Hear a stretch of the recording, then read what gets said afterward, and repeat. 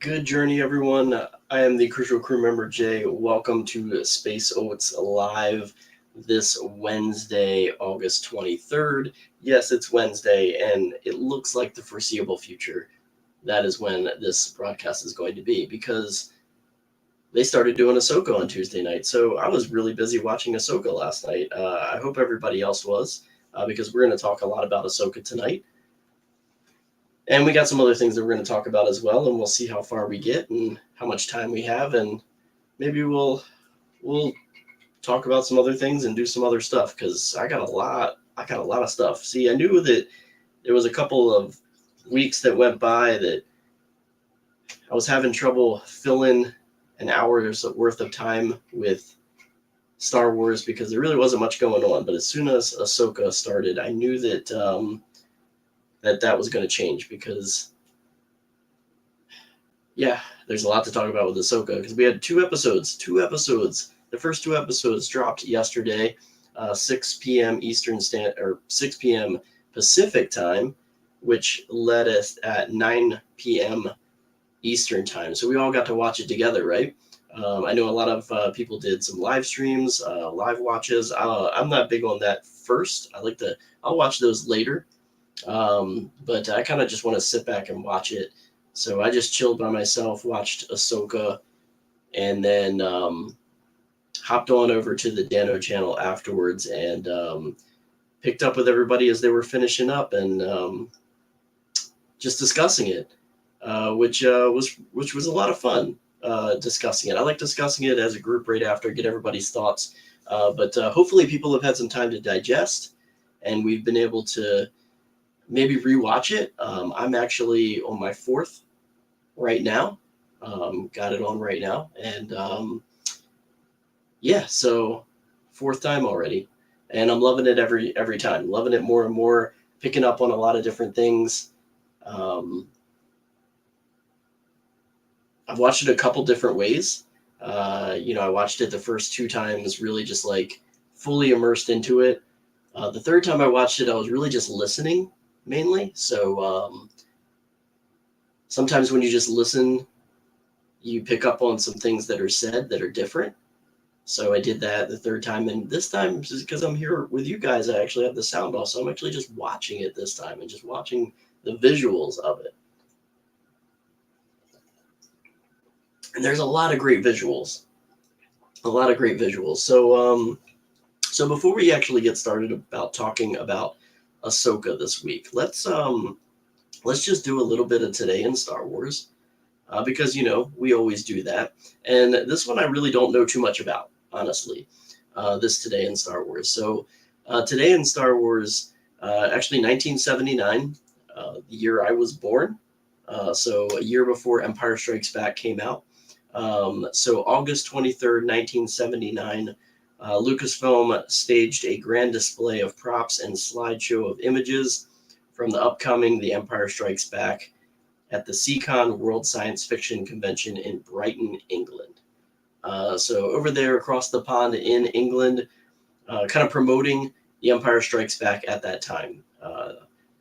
And yeah, kind of similar what they did with Star Wars, kind of going to conventions, like having kind of like a trailer, but just with images.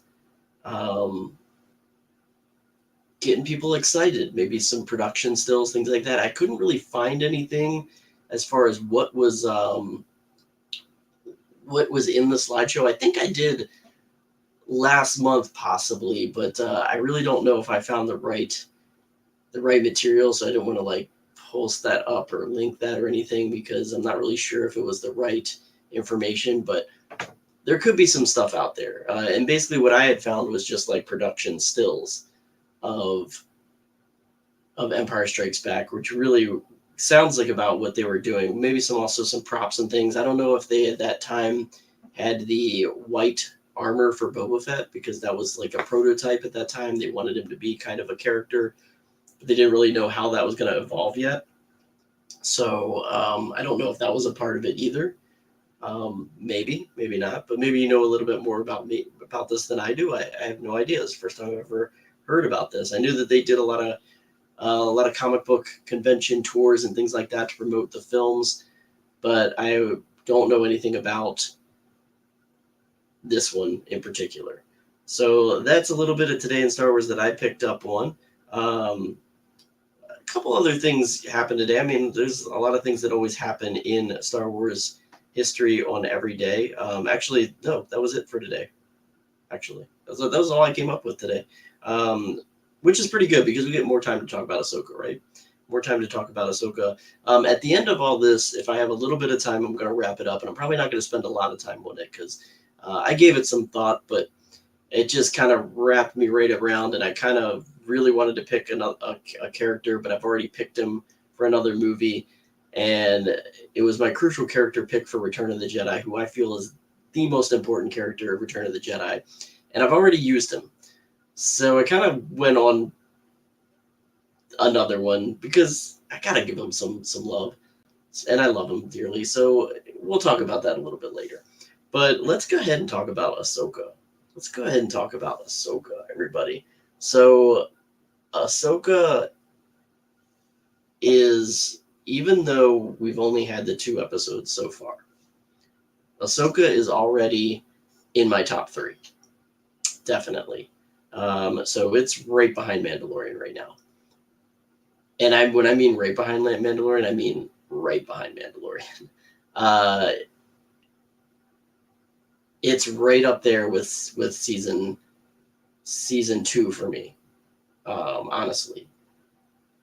So season 1, it's not touching that yet, but season 2, it's right there for me. It doesn't beat out Andor yet, just because Andor was so different, and I love Andor so much. But Ahsoka is just, I loved Rebels so much, and it's just, it almost seems like they should have just called this Rebels.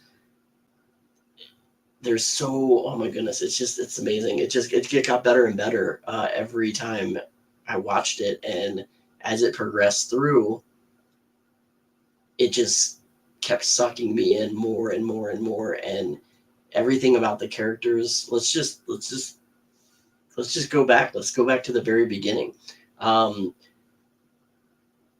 So again, it started off with the Lucasfilm logo in red, which I thought was going to carry through the whole season, honestly, but that didn't, because episode 2, it just went back to the traditional Lucasfilm title, which is that like white logo or whatever you want to call it. But the red I thought was going to carry all the way through. I thought the red was going to have a lot of meaning for the series as a whole, being very dark. But obviously they just wanted it to start off that way for some reason. I don't know why. And then the red lettering again. So the scrolling a little bit different. Star Wars has not had scrolling since the 9, the Skywalker saga. Nothing standalone, nothing television series has had any type of scrolling at all, opening crawls or anything. So this is the first series to have a opening crawl. And it looks like it was just for the first episode, because the second episode did not do this. So it's just kind of like, I guess they sort of felt that they had to do this for anybody that did not watch Rebels, kind of don't know where things are situated. So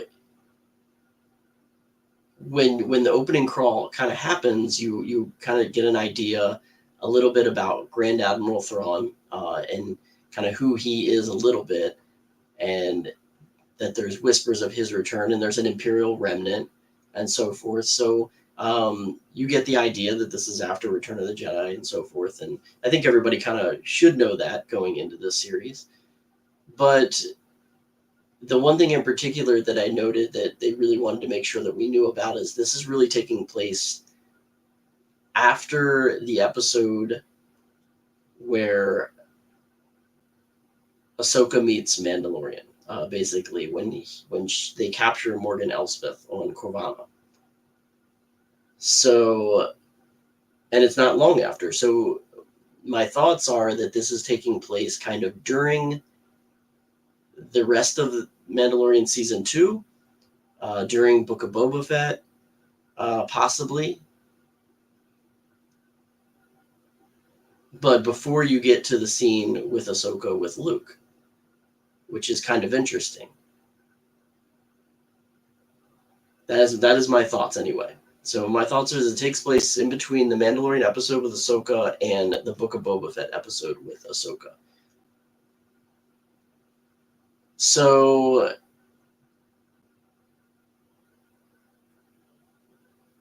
I mean, unless somehow during the series we have her visit Luke at some point, and maybe expand on a little bit of those conversations, and then we'll know that some time has passed and we're kind of concurrently with all that.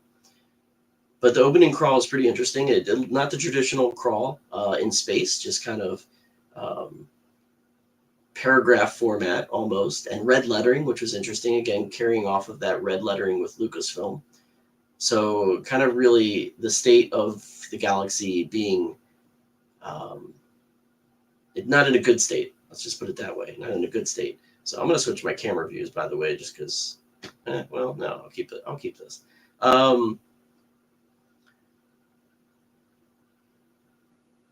So the opening scene, we saw a lot of that in the trailer, just kind of like mix matched throughout, with Baylan Skoll and I keep forgetting her name, his apprentice, boarding the rebel vessel. So and they're going, basically we know that this is kind of like a transport shuttle for prisoners because they have Morgan Elsbeth. So this is kind of like almost immediately after the Corana episode, because they still haven't gotten her to a prison facility yet. So they're posing as Jedi, and the captain of the shuttle, the admiral, whoever he is, basically calls their bluff, says there's no way that these guys are Jedi, basically.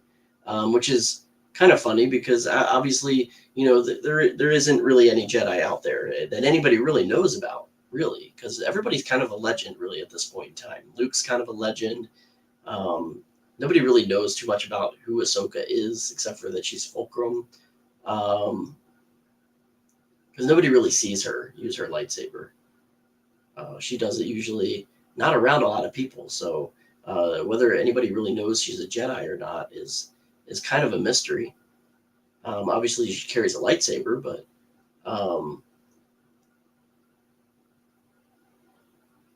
yeah. So he kind of says he's calling their bluff, and doesn't really believe that they're Jedi.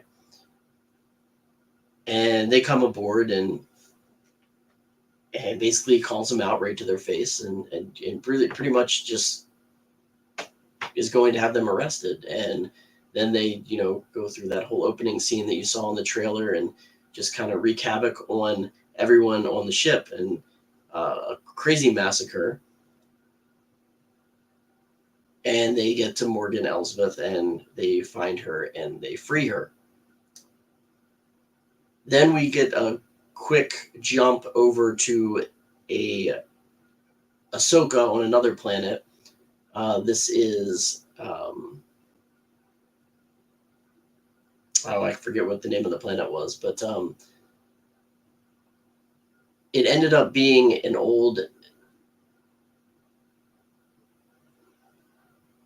Night Sister temple, Night Sisters of Dathomir temple, which was pretty interesting. We'll go back on that in a little bit and talk about that. But the temple in itself, the way the coloring, the different carvings on the columns and inside the temple really reminded me a lot of Zepho in Jedi Fallen Order, which, who knows, could end up being a live action canon debut of those characters, because if those characters are somewhere in another galaxy, there's a strong possibility we could see maybe those characters, possibly. Who knows?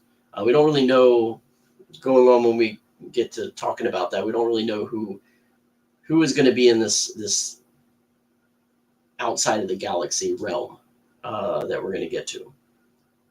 It also had a little bit of Mortis vibes. I watched that recently. The Mortis arc from Clone Wars, and you had the 3 basic carvings, which could have been Night Sisters, Witches of Dathomir, what have you, in the walls, taking their place kind of behind each podium that Ahsoka had to like manipulate and unlock those different keys to get to the map orb. And having 3 of them kind of reminded me of maybe their belief in the Mortis, the father, the son, and the daughter, the light and the dark, and the balance. So again, I have these feelings that Ahsoka's going to really dive into a lot of this as far as light, dark, the middle. And I saw a lot of hints of this throughout these 2 episodes. I don't know if anybody else did, but I certainly did. Saw a lot of that. So Ahsoka gets into this temple. She basically unlocks the code. She gets the map orb. She comes out, and there's HK assassin droids basically showing up to take the map from her.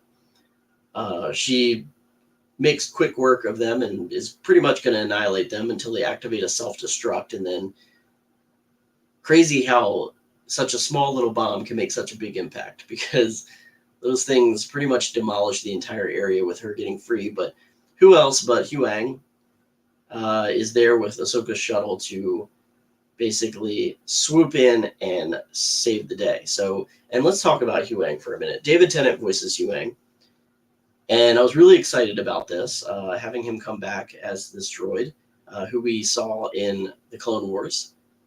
So really cool to see him come back and voice this character.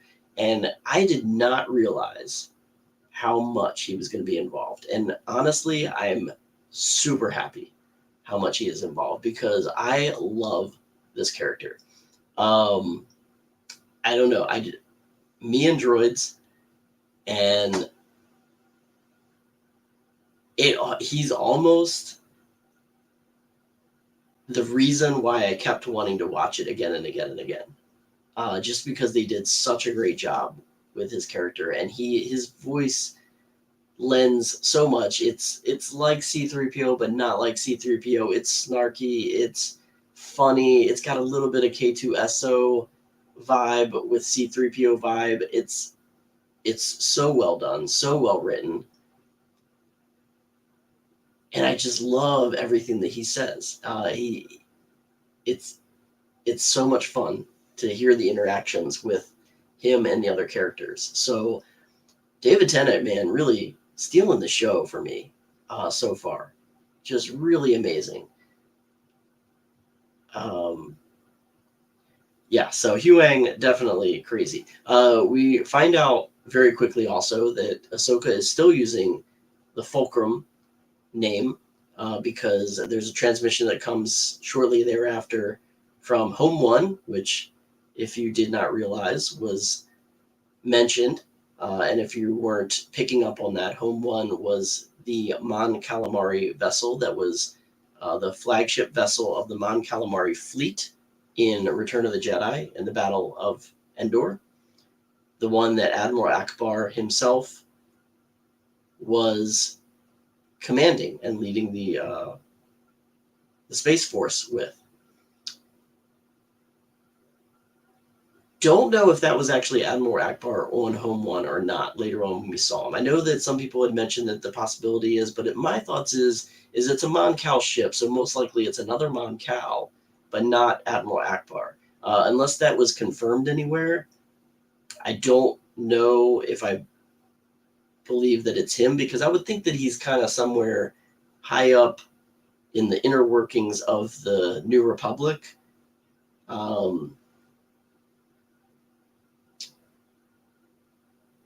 Kind of like getting things reorganized, so to say. I wouldn't think he would still be out there on a ship that's really not doing much, but basically doing a relief mission, really, is what it was, because of the distress call from the prisoner ship. So they were just going to kind of do a follow-up and possibly help out if there was still any danger in the area. But really, they were just kind of coming in to get any wounded or survivors of that first battle there. But the Fulcrum title is still used by Ahsoka, so that's kind of interesting that she's still in that. I mean, she's obviously kind of still working in that capacity with the rebels. So, and not really rebels at this point, but she's still conducting almost like she's kind of like a investigator of some sorts. So she's still staying in the shadows, is what I'm trying to say. We also learn from the conversations between Ahsoka and Huyang that Ahsoka is kind of like borderline still. She's not really following the full Jedi code. There's that conversation with her and Huyang basically saying that he's following the code of the Jedi and kind of staying at a distance, and she basically tells him that they're not under that anymore, that the Jedi are no longer, the order has fallen. And then he kind of comes back with her about how she was able to come about the destination of that temple and where the map was. And she kind of comes back with that same, let's just say that I was not following the Jedi code. So yeah, did she kind of use some sort of like force mind probe on Morgan Elsbeth? Something like Kylo Ren was doing with Poe Dameron and trying to do with Rey in The Force Awakens, which would be pretty interesting, that she's kind of like using dark side abilities, showing that maybe there's a time for that. There's a need for crossing into that, which is pretty interesting to think about. I just noticed that what's her name? Baylan Skull's apprentice has 2 lightsabers. She gets one off of her belt, but she does have another one. So make note of that. There might be 2 lightsabers being used at some point by her. Oh yeah, Ahsoka's ship, her tag number that she identifies with, or Huyang identifies it as T61974. That is actually an homage to Dave Filoni. It is his birthday, so he snuck that in there. Usually when things happen with numbers and dates and sometimes words, there's some sort of Easter egg within the Star Wars universe have some sort of meaning. So that was pretty interesting to be able to pick up on. Home One, again, we mentioned that. Akbar, we talked about that.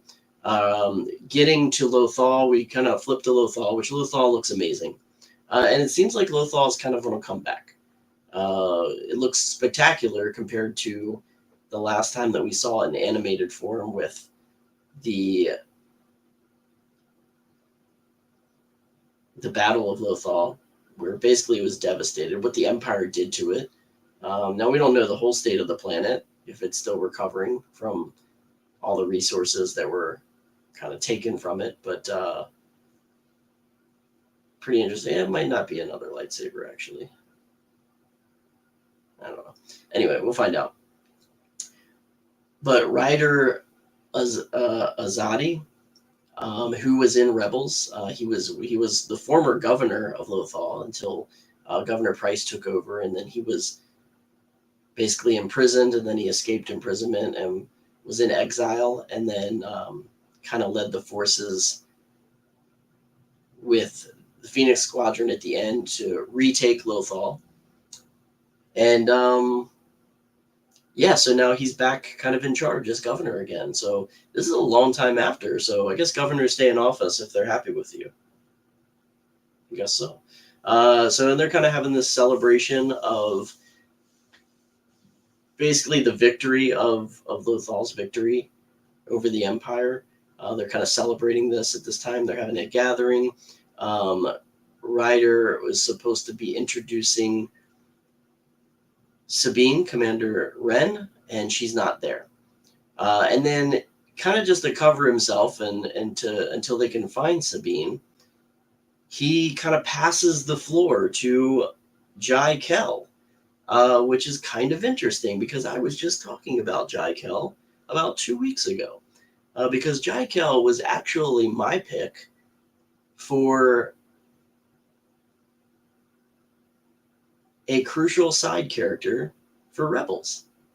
He was my crucial character pick for Rebels, as far as none of the main characters, but just a side character, someone who was only in a few episodes. And Jai Kell was actually in the episode. It was in a one-off on season 1, where Ezra kind of infiltrated the Imperial Academy on Lothal, and they kind of worked together and escaped in the end. And Jai Kell stayed on Lothal because he's from Lothal.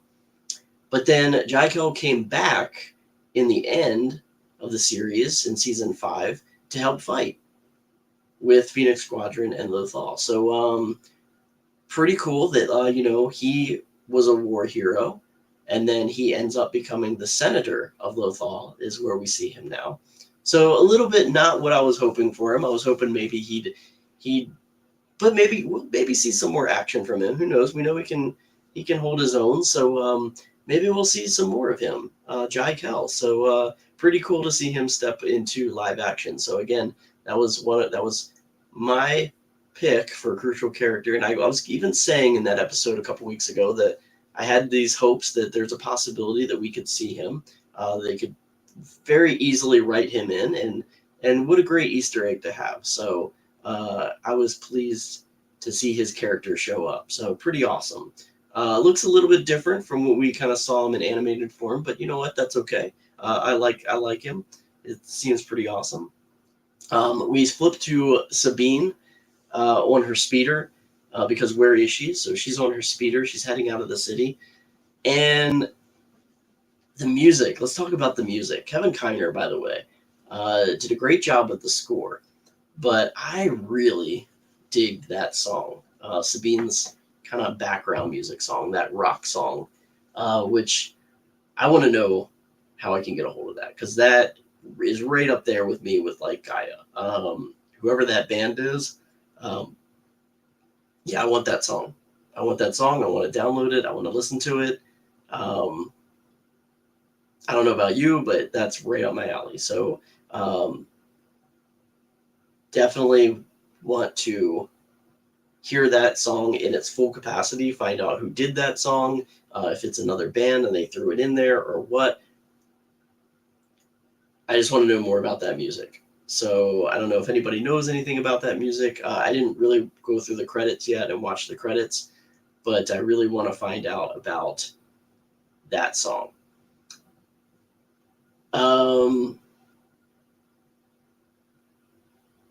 So yeah, Sabine kind of is hanging out at Ezra's. She's just reminiscing. There's a lot of Easter eggs in Ezra's little home there, so we see a lot going on there in the background that you can find were different things that you saw in there that were in Rebels anytime we visited that.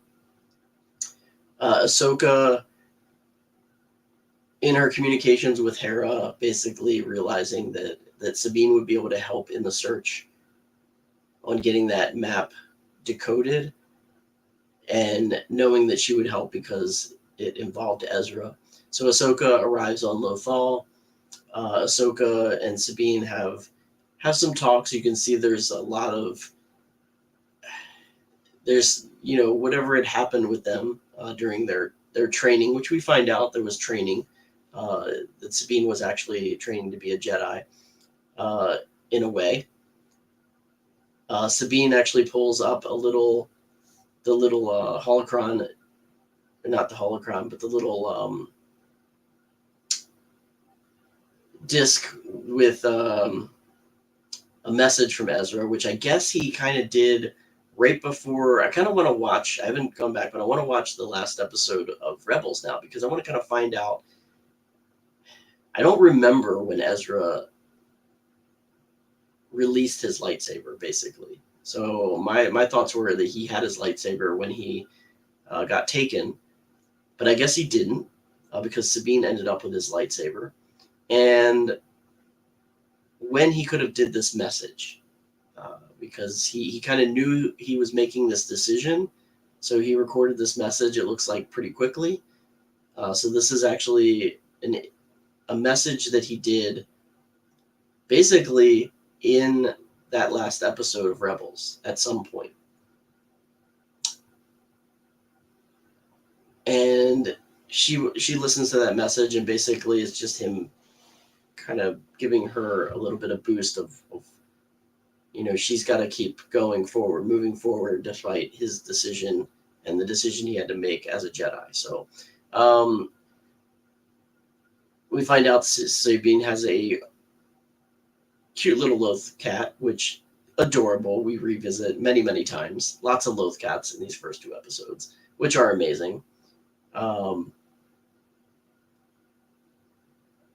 She feeds the loth cat and everything. It's just adorable. Love the loth cat. Can't wait for a loth cat creatures to come to Batu so that we can purchase these, because we're definitely going to get one, of course. Ahsoka finally basically tells Sabine she has the key to finding Ezra, showing her the map.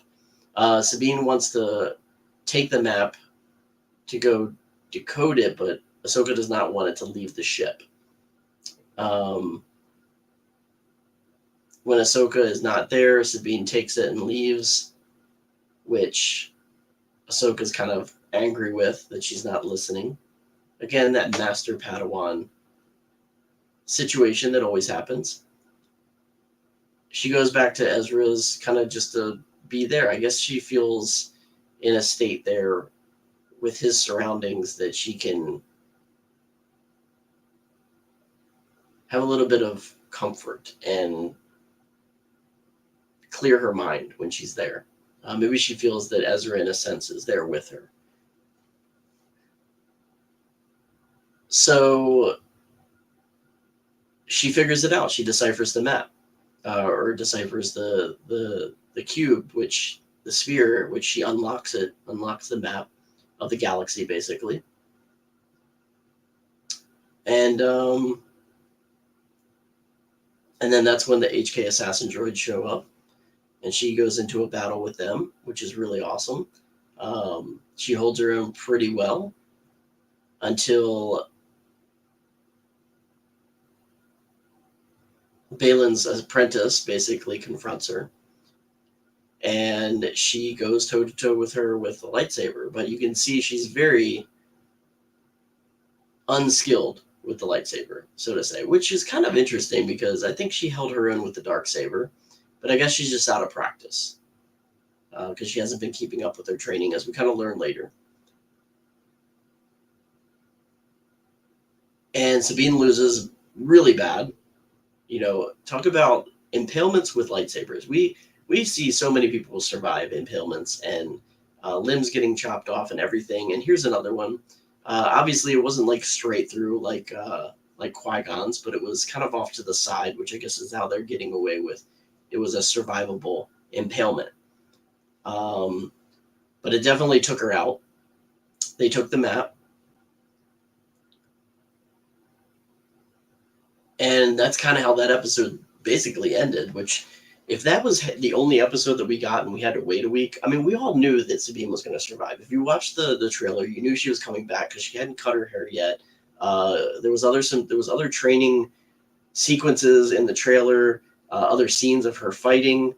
So we know that there's going to be another duel, all of that. So we know she's coming back. It wasn't really, unless you kind of kept in the dark, we knew that she was coming back.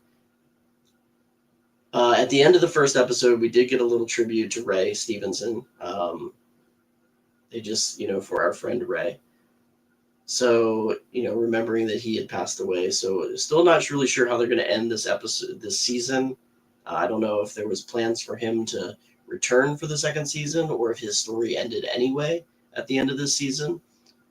But I guess we'll find out when we get to the end. We go to episode 2. Actually, let's back up a little bit because Ahsoka does tell Sabine that there's a little bit more with where she found the map. She talks about finding it at a temple of Night Sisters from Dathomir. And Sabine knows who they are because if we remember the episode where she was actually kind of possessed by Night Sister spirits in Rebels.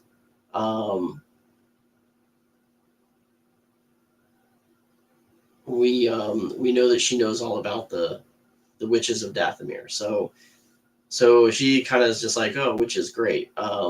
So her excitement really. Lothal just looks so beautiful. I didn't even notice the water on the front of the one shot in episode 2. I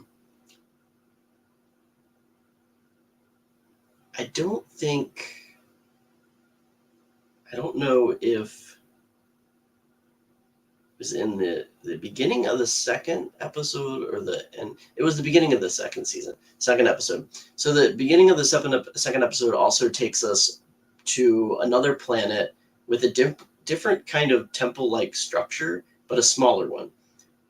Balin Skull and his apprentice basically bringing the map there, and basically it connects with the center of this little temple structure.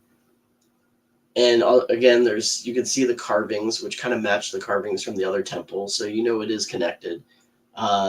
They basically are going to communicate to Morgan Elsbeth that they found the I forget what they called it, but it's basically a linking to the map. So we go back to Lothal. We see Sabine kind of waking up. She's kind of having visions back of like what happened. She's recalling the events of that battle that she just barely survived. Ahsoka kind of waking her up. She's in a med bay there. She's, kind of wounded, hurt, but she's doing pretty good. She's ready to get up and get out of there. But Ahsoka's like, we can't really do that right now. So Ahsoka goes, they talk about basically the map. She tells her she deciphered it, but then it was stolen. So all the backup stuff was destroyed by the droids. Ahsoka then goes to Ezra's little place there, and because Sabine said she took one of the droids out. So Ahsoka goes there. She just kind of walks in, is looking around, and the droid kind of comes out of nowhere from the ceiling, which kind of has this like alien vibes coming up. It's kind of creeping down from the ceiling. Ahsoka takes it out real easily, brings the head back. Sabine, knows that she could possibly pull from its memory core, possibly where it was from. So they do that. They kind of have Hera's there in hologram form. She's kind of communicating in. And we basically see them find out that this droid actually came from Corellia. So we're going back to Corellia, which we've seen in live action. We've seen in Solo. And we get to go back there because it's basically shipyards. I think also, was it in Andor as well? Or was that Coruscant? That was Coruscant. Coruscant, like, kind of had the same thing going where they were breaking down ships in that district. So, but this is kind of the same thing, but in Corellia, they're doing kind of similar work.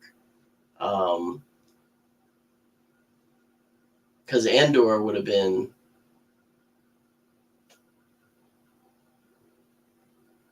Yeah, that's interesting. Andor... Was it Andor? Or was it...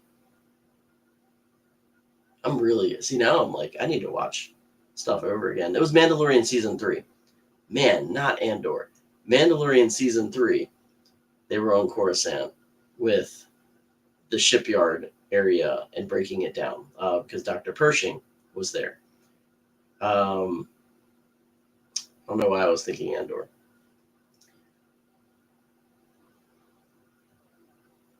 So that was on Coruscant. This kind of same thing happening in Corellia as well. So kind of breaking down the Star Destroyers, breaking down hyperspace engines and so forth. Then we go and we see Morgan Elsbeth now over at this little Jedi temple thing, which is actually where I am right now in season 2. I love her outfit and the trees. So the trees have this like red color. Her outfit is pure. You can really tell the whole Night Sister vibes now. Really looking more like a Night Sister, because up until now you really couldn't tell that connection. Because you're like, oh, she doesn't really look like a Night Sister, but now she does, just the way she looks. And this is where we really find a little bit more about her, because she hasn't really used any like powers up until this point. But she does start to use her Sith witch magic. With the green flame, which is just really awesome. The green with the red, the colors, the orb kind of lights up and it starts basically forming the galaxy, kind of unlocking just kind of the way that Sabine was able to do with the orb as well.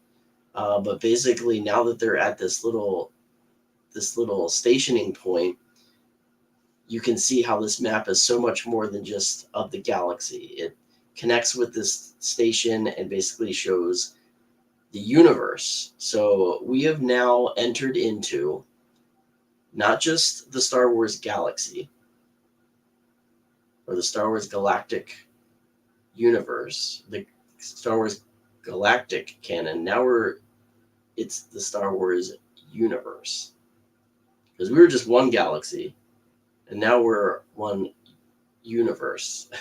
So multiple galaxies all over. And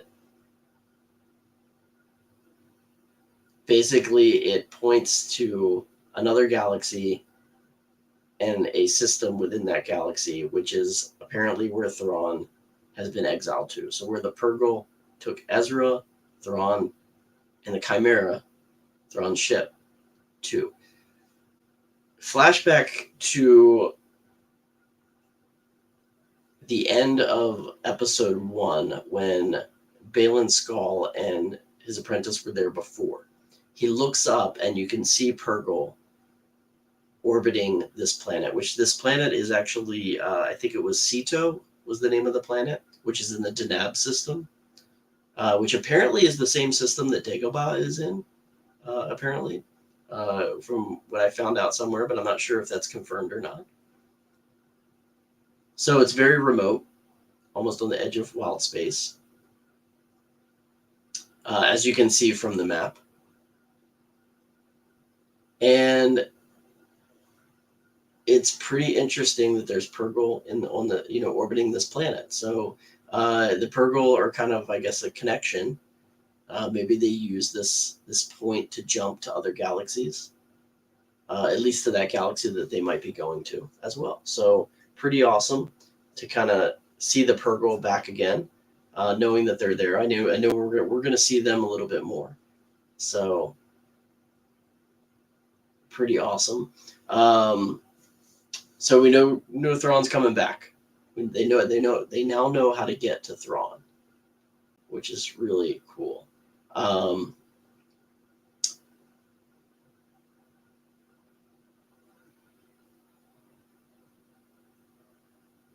We go to also let's talk about like when Ahsoka went to Ezra's. She used a technique with the Force that we actually haven't really seen either in live action. We saw in Jedi Fallen Order a lot, which is the Sense Echo, where when you were Cal Kestis, you would hit those points and he would kneel down and basically get to remember history or something that happened and be able to kind of play through and hear voices of what occurred in that area. And Ahsoka is able to do that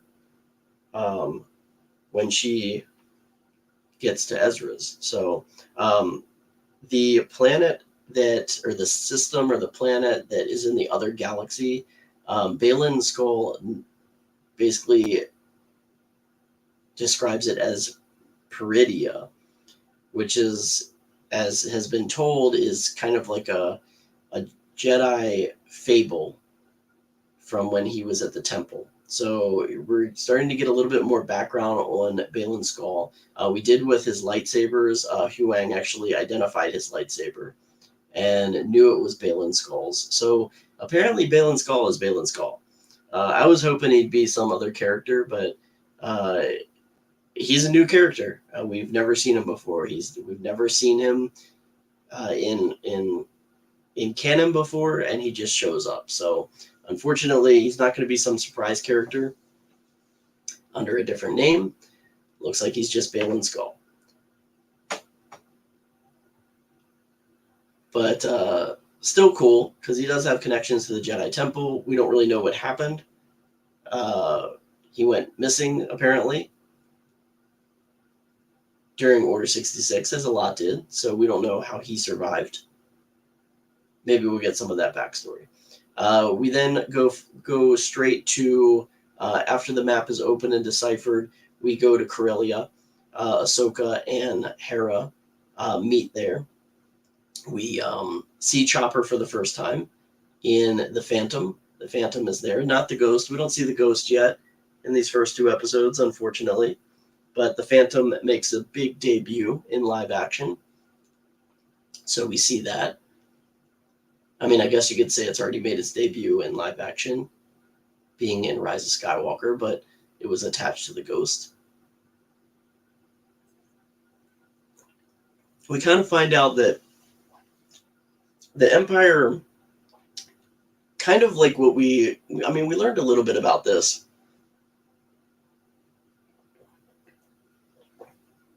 in Mandalorian Season 3, which we're not to that point yet. And maybe the reason why in Mandalorian Season 3 that so many people are in this like amnesty program is because of what happens here on Corellia, because it's explained that Corellia didn't really get rid of anybody from the Empire.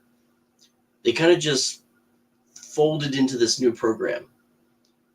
And we kind of see that probably wasn't a good idea, because there's still a lot of people that are for the Empire. And I love how we have that scene once it's realized that there are Imperial agents working on Corellia still, kind of helping the cause to create this ship that's going to go to Peridia, this other galaxy, to get Thrawn. They do this like small uprising against Ahsoka and Hera, and the one guy basically shouts out for the Empire, which kind of reminded me so much of Starcruiser, honestly. Just, the blurting out of for the order, as things were happening. And it was just one of those reminders of me of that. So it was pretty cool. Sabine, we see her kind of recuperating. We see the lightsaber wound, all like amazing technology, medical field in a 2-1B droid, by the way. One of my favorites. I have one right up here, a 2-1B droid. I love 2-1B droids. They're some of my favorite droids. Huang has a nice long discussion with Sabine about continuing her training and basically how she's made the lightsaber that Ezra gave her own, so it's hers now, and she's not. I love how he disses her. It's just some of my favorite dialogue in the 2 episodes of where he's basically putting her down, because she's like, I wasn't that good, and he's like, oh, you weren't. Basically telling her, no, you weren't that good. Out of all the Jedi I've seen, you were pretty much the worst. So it's so much fun to listen to that banter back and forth. You know, it comes out that kind of like that K2SO style there. Sabine also eventually cuts her hair in this episode, so she kind of has that moment where she needs to stand up and make this decision to move forward, to continue her training, to get back into the fight. And I just want to know like what happened. So I guess maybe we'll find out what caused her to just kind of go into this self-destruct mode, because she was so strong at the end of Rebels. And yeah, I kind of want to know what happened, why she's at the point where she is in the beginning of this. So she cuts her hair, she puts on the Mandalorian armor, you know, puts that lightsaber on her, that hilt on her belt, and contacts Ahsoka at the end of the episode. But before that happens, we have that awesome scene with Hera and Chopper and the Phantom chasing down the ship with the last hyperdrive that's escaping the Corellian orbit. We have Ahsoka battling another HK assassin droid, as well as an Inquisitor, which I know it starts with an M, but I can't remember the name. Which we don't really know, again, really who, we don't see the face of this Inquisitor. We don't know who it really is. And Ahsoka takes really quick work of the droid, but the Inquisitor kind of gets the best of her and escapes, which is a really cool fight scene, by the way. And yeah, so, you know, Sabine contacts her and tells her she's ready, and it's kind of that. And then we basically see also Ahsoka arriving back on Lothal in person, and it's very, very, and I still haven't watched it, but everybody keeps thinking that this is kind of a reshoot of the epilogue scene in Rebels, where Ahsoka shows up for Sabine to go find Ezra. A lot of different dialogue here, though. Ahsoka looks different. No staff, no white. Sabine looks pretty much the same. But Huang's here, which he wasn't in Rebels, obviously. So a little bit different. So don't really know if this is like kind of a retcon of that scene, or if this is just an entirely new scene. Maybe there's 2 times that that Ahsoka comes to meet Sabine. Maybe once like right after Return of the Jedi, and maybe once again a few years later. So maybe the first time was when they started their training, and then this is the second time. So don't really know what's going on there. So if this is a retcon of that or not, I guess we'll find out. We'll learn a little bit more if that's the case, or we can just watch it, rewatch Rebels, the last episode, and see for ourselves if it really does match up too much. It's a different dialogue and everything, so I have a feeling it's just kind of like a callback of like feelings, and it's not intended to be a rewrite of that scene. I have a feeling, to me, it's an entirely different scene, but just feels the same. At least that's what I want it to be. I don't know. And then the episode kind of finishes off with them orbiting, I guess, Sito with the ship that's kind of like the outbound flight type ship that's going to take us outside the galaxy. With these hyperdrives, looks kind of like the Jedi starfighter rings that would take you into hyperspace, but bigger. And has a really cool bridge on it. Kind of looks like a Stargate. And Morgan Elsbeth's about ready to go. She's contacted by Baylan and his apprentice, and basically communicating to them that, you know, what his feelings are on Ahsoka. And he feels that she's going to pursue them and try to stop them. And Morgan Elsbeth basically says that she must die. And Baylan kind of has a little different take here. He kind of shows a little bit of light in him and says that would be a shame because there's so few little Jedi left. So he seems to have respect for Ahsoka, which makes me wonder something about his character in the end. Like, is he gonna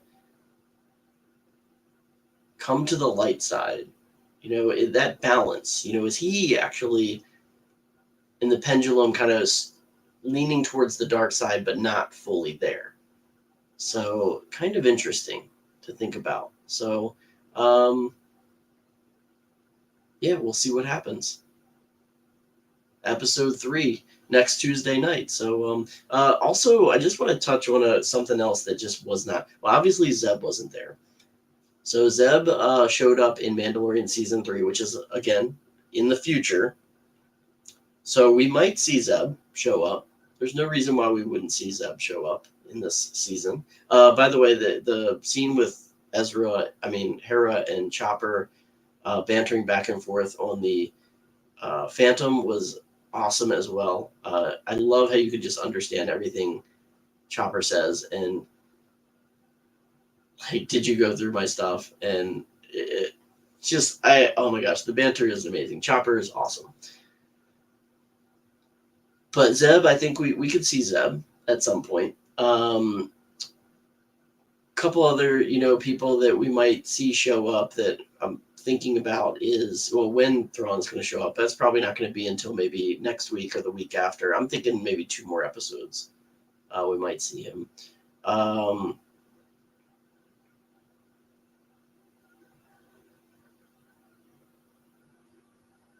Also, where is Jason Syndulla? So this is kind of the one little thing that's, I don't like it when things get retconned. I don't. I was upset at first when the whole legend stuff, everything, but I got it, because if we were getting more movies and things like that, I was okay with it. But the fact that we've created this universe and these are the same people that are telling these stories, and I mean, yeah, they probably didn't know at that time that they were going to be when and at what time period there's Mandalorian series, and if Ahsoka was going to show up and all this stuff, how that was going to work, and bringing the rebels back. But the epilogue and Jason Syndulla, it was one of those smile moments that you're like, oh, Kanan and Hera got together and they have a child. And now there's no talk of this child. So I don't know what the intent is going forward with Jason Syndulla. Are they going to write him out? Was he ever a character? Are they just going to retcon that? I don't know. I hope not. Did something happen and they're not speaking about him? I don't know. I would think that Hera's character would be a little bit darker if that's the case. But it's just interesting. Hera's character, not what I was kind of hoping for. I don't see a lot of similarities with Hera, and especially with all she's been through. I would have seen, I don't know, she is so strong. And I guess, she would be somebody that would always be thinking about, Kanan would want me to move on. I'm going to do it. I don't know. I don't know how I feel about Hera's character. Sabine, love it. Love Sabine's character. Ahsoka, I'm still loving Ahsoka. Not as much as I really enjoyed watching her in The Mandalorian and the Book of Boba Fett, but so far so good. I'm happy. I'm happy with Ahsoka's character so far and how Rosario Dawson is portraying her. Chopper, amazing in live action. I mean, how could you not like Chopper? Huyang stole the show, first 2 episodes for me. I mean, blew me away. So I would say probably my favorite character thus far is Huang. Second favorite, Sabine. Third is Balin. No, actually, third is Morgan Elsbeth. Fourth is Balin. Fifth is Ahsoka. Honestly, she's in my top five. But she's not. I'm liking some of these other characters a lot better so far. And then Hera's kind of down there at the bottom. Honestly, Balin is number one. Steven joining in. How you doing, Steven? By the way, loved your guys' episode the other day about the magic bands and stuff. So, just watched that just listened to that today.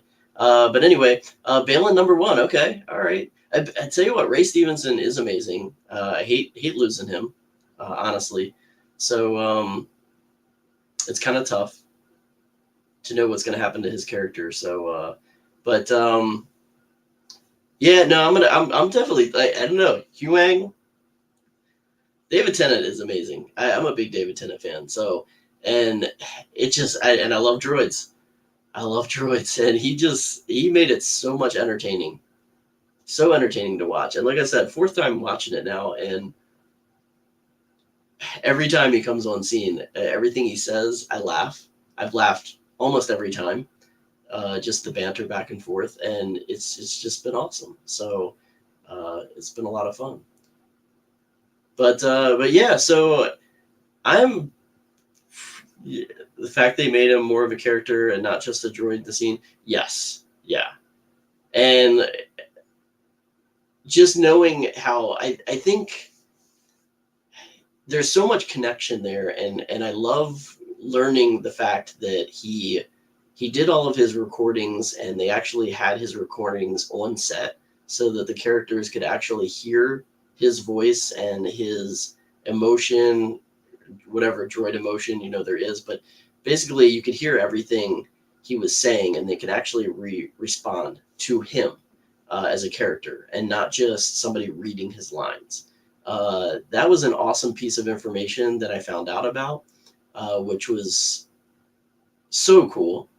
And I think you really could tell that they were more interacting with him, which was really awesome. By the way, speaking of people that were in the scenes, and don't really know which droid yet, but Justin Sunfeld, who is a Star Cruiser passenger and is an amazing individual. It was in the episode, one of them anyway. I don't know which one. I think the second one, and I think he was a protocol droid. But that's pretty awesome. So I literally know somebody pretty well because we've met, we've talked. We got a chance to hang out. I got a chance to hang out a little bit with him at the muster meetup for Star Cruiser back in May. So that was really cool. And I'll probably be seeing him again when they come back into town for the muster too. So pretty awesome that somebody I know pretty well is in Star Wars. So I mean, what a dream come true, right? I think pretty much everybody that loves Star Wars would just love to be in Star Wars at some point. And it was, to me, it was cool enough being on the Star Cruiser as a crew member. It felt like that, but honestly, I still would love to actually be a background character of some sort, even if it was hidden, whatever, in a Star Wars series. I don't even care if my voice was lent to an animated series. Something would be awesome. It would be amazing to have your name on the credits of Star Wars. Would be just a dream come true. So that's just really amazing. So yeah, so Ahsoka, first two episodes, I hope everybody enjoyed them. I certainly did. I mean, I've watched them now 4 times. So this is just it's ending right now. This well, I got the last scene, but it every time I've watched it, it's getting better and better. So it's amazing. So I mean, the visuals of it just feels Star Wars. It's so cinematic. It honestly feels like a Star Wars movie. Um, I almost want to say more so than anything else that's been on live action so far. It feels more cinematic than anything else. Thank you for joining Derpy Entertainment. Because Andor just felt raw. Andor didn't feel like a movie. It felt like a series. Obi-Wan felt like a series. Mandalorian felt like a series. Everything else felt like a series. Ahsoka feels like a movie broken down into a series. Like it really does have that cinematic quality. Everything about it. It's just, and they did some really cool effects with certain things that just, the coloring is beautiful. The coloring is beautiful. Just every scene has striking like reds and yellow. It has that animation style that Rebels has with the coloring, and to pull that and put it onto live action, it works. And it feels real and Star Wars at the same time. But yet it still draws you back to Rebels and the animation style. It's outstanding. So yeah, man, I wish some of you were here a little bit earlier, but something Sarah pointed out, can't think of any other, but I think we saw the first ever female lightsaber duel in live action. Yeah, in live action, definitely. Yeah, because Ray didn't have any female.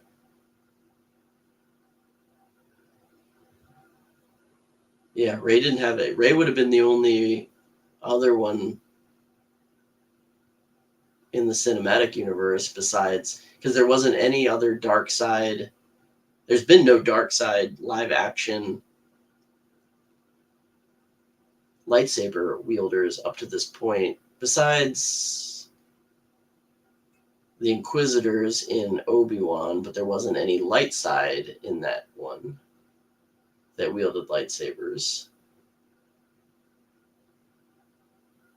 Yeah, I don't understand. I haven't really heard much. I don't go looking for it, but I haven't heard anything really. The only thing that I've heard is, and I to an extent I'll agree that I'm not feeling Hera's portrayal as much as I wanted to. I like it, but I'm not loving it yet. Um, just because I loved her so much in Rebels, and I don't know, I'm just not feeling her character. But I'm still just curious about a lot of stuff that's going on with Hera. Like I said before, I don't really know what's going on, with the whole Jason Syndulla thing. Um, yeah, there's a lot with Hera that I think we're missing. Not crazy that she isn't as prominent as Rebels. Um, I mean, I'm okay with that part. I almost wish. I mean, I can see Hera not wanting to be higher up in the New Republic, but you kind of wanted her maybe just to be a little bit. You think by now she would have like more of a higher level, because she's been through a lot and she's led so much with the rebellion. Yeah, I don't know. Unless she took some time off with Jason. Where is he? I don't know. I think we're missing stuff with Hera. Honestly, we got to be missing stuff with Hera. So a couple of things that were in the trailer that we haven't seen yet. We haven't seen. Obviously, we're going to get some training with Sabine and Ahsoka, because we've seen that in the trailer with the lightsaber training sabers, not the lightsabers, the training sabers. that you see in the one trailer. Not really the trailer, but it's like a special clip, I guess, that was on StarWars.com about a week ago, called Trick.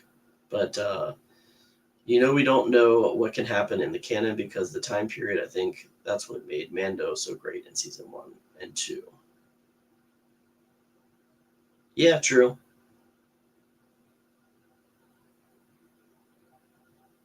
Disney got rid of the books.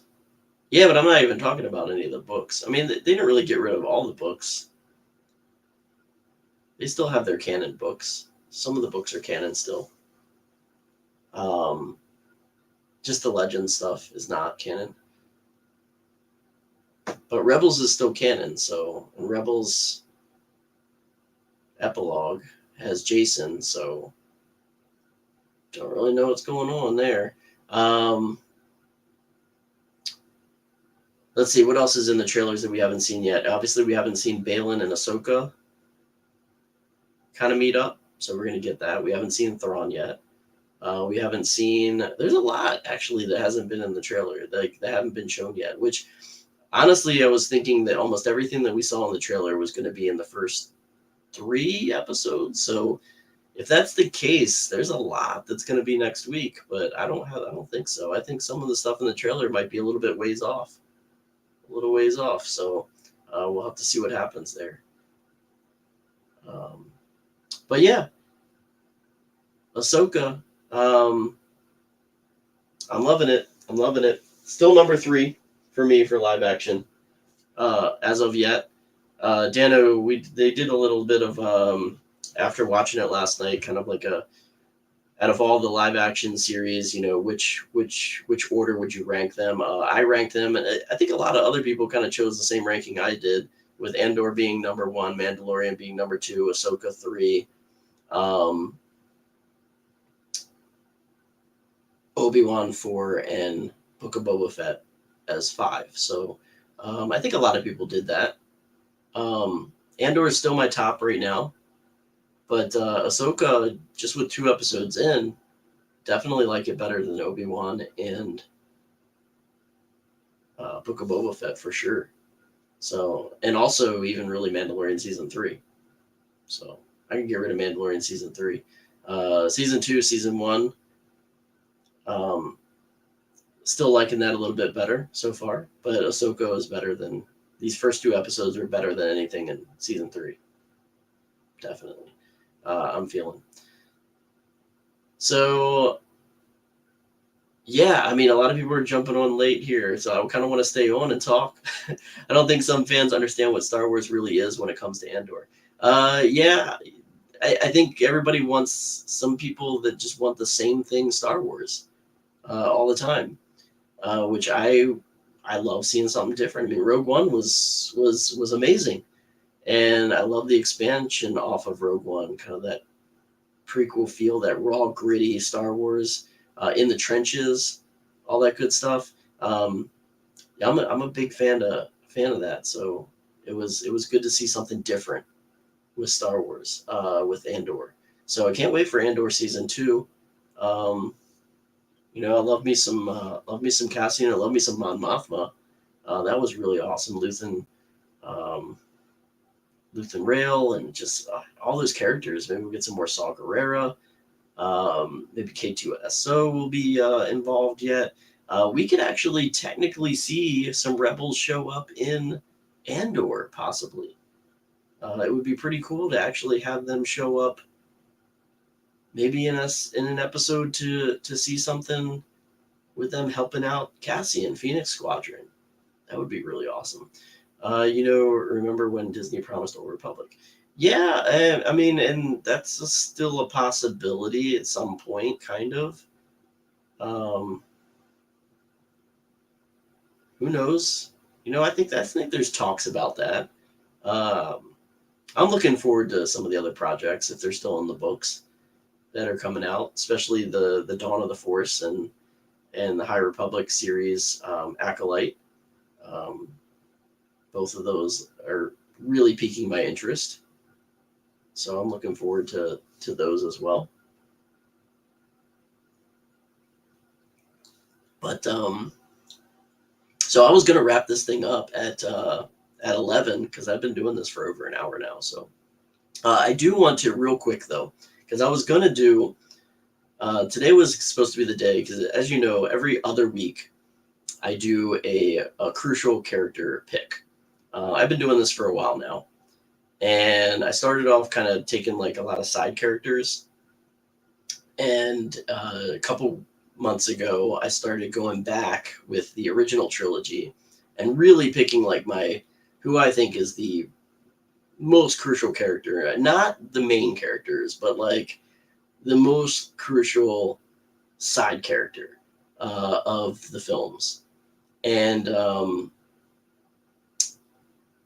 so for Star Wars, it was R2D2 as being my crucial character pick. If it wasn't for R2, Star Wars would not have happened. I mean, there was so much that he did to basically save the day that he, to me, is the most crucial character of A New Hope, Episode 4.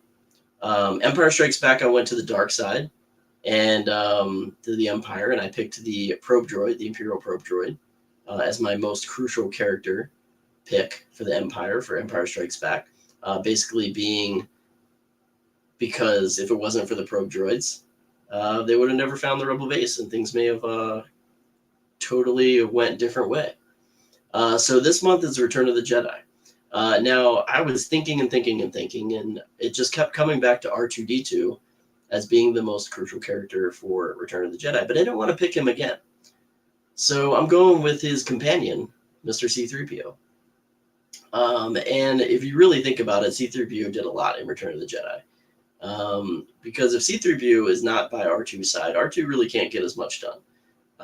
He is his translator. He gets him through the doors.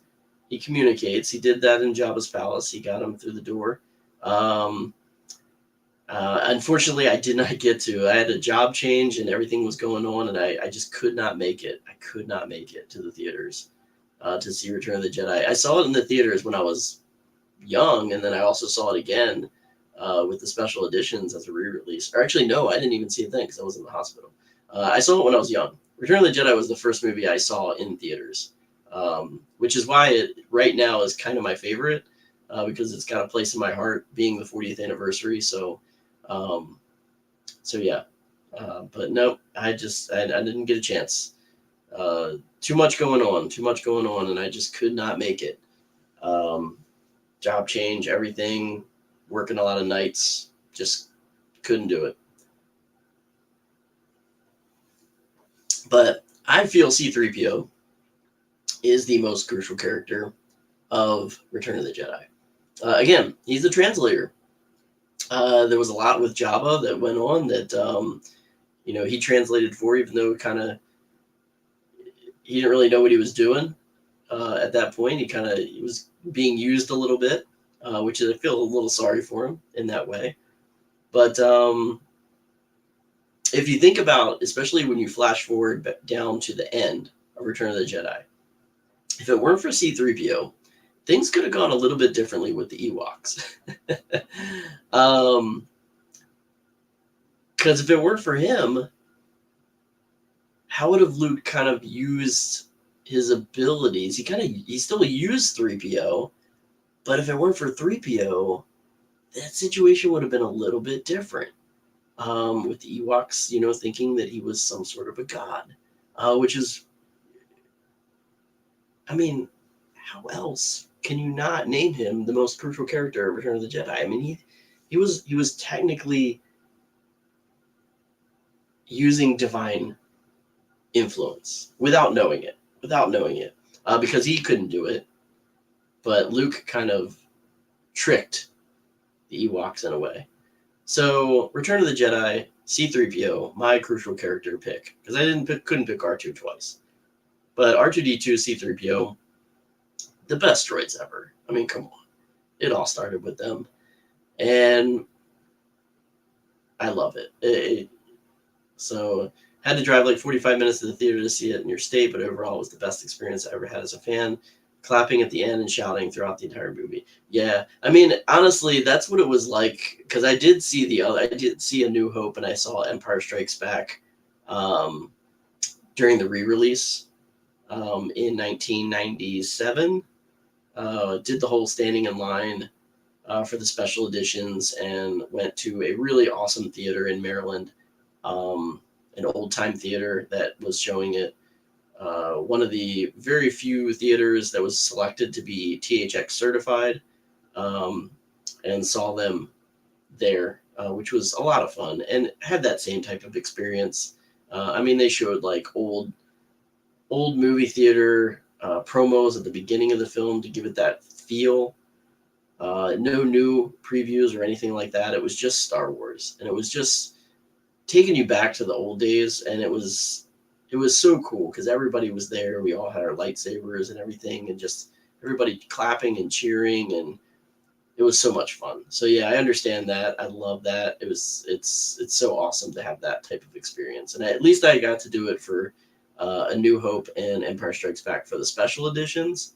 Like I said, Return of the Jedi, I ended up not being able to see because in '97 because I ended up going into the hospital. I'm pretty sure I did not get to see it.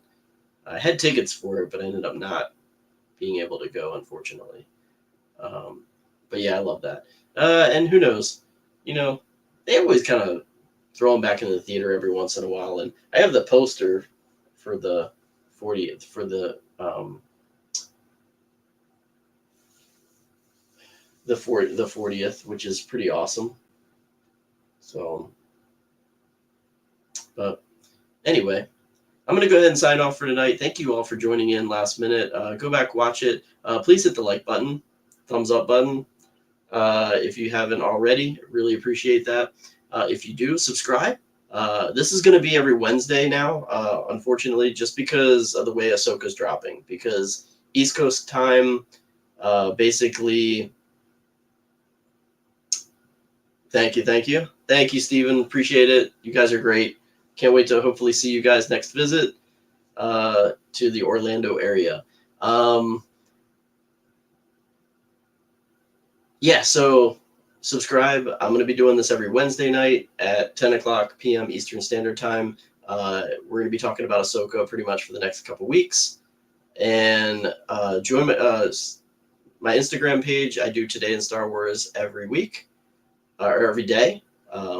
Talk a little bit about Star Wars every day, something Star Wars history. I do that on my drive to work, usually in the afternoon. So my Instagram page is The Crypto Crew Member. So follow me over there. Subscribe to this channel and join me every week for that. Came out to my theater, 1 to 6 only matters. That's because I grew up prequels, but no, the original trilogy is the best. I love it. The original trilogy definitely has a place in my heart. It definitely is the best to me as well, because that is what I grew up on. That's what I saw in the theaters. Everything about it. But I love all Star Wars, as everyone knows. I mean, look behind me. That is it for this evening. Thank you for joining in to Space Oats, a Star Wars podcast. Appreciate you all. Until next time, watch some Star Wars, play some Star Wars, listen to some Star Wars, read some Star Wars. Whatever you're doing, may the stars light your way. Have a great evening, everyone.